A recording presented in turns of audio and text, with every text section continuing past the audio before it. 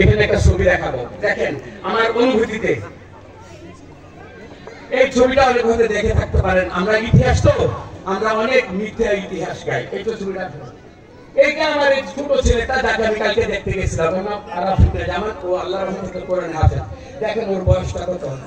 এই আমার ওয়াইফ যখন বেগম খালেদা জিয়াকে চকবাজারের কারখানায় কারাগারে যখন ওনাকে নেওয়া হয়েছিল, এই গজারের একটা মাদ্রাসা থেকে মাদ্রাসার ছেলেগুলো জীবন বাজি রেখে এই কাটাতারের বেলাকে উপেক্ষা করে আমার বেগম খালেদা জিয়ার জন্য এই গজারিয়ার মাটি থেকে একমাত্র সরেজমিনে উপস্থিত থেকে ম্যাডামকে দোয়া করে আসছিলেন।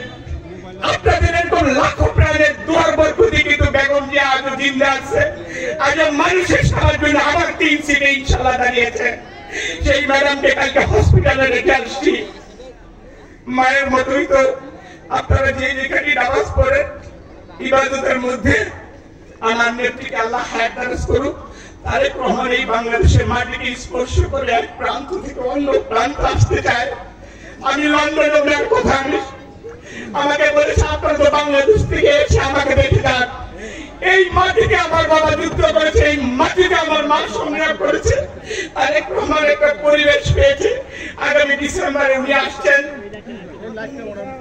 এই মাটি থেকে এসে শহীদ প্রেসিডেন্ট জিয়া রহমানের বেগম খালেদা জিয়ার রেখে যাওয়া এবং আগামী দিনের প্রজন্মের জন্য তারুণ্যের জন্য উনি বাংলাদেশকে যেভাবে সাজাতে চান দুর্নীতিমুক্ত বিশ্বের মানদণ্ডে বাংলাদেশকে যেভাবে উনি মানচিত্রের মধ্যে একটা সম্মান একটা জাতি হিসেবে গর্বিত জাতি হিসেবে ধারা করতে চায়।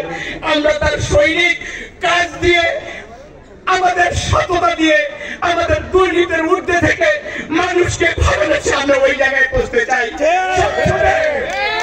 সংসদে আপনাদের এই চাওয়া পাওয়ার আওয়াজটা যেন আল্লাহ তাআলা আমাদের মধ্যে যেন ইনশাআল্লাহ আমরা যেন জনগণের মধ্যে আমরা যেন সারা জাতিকে জাগ্রত করতে পারি।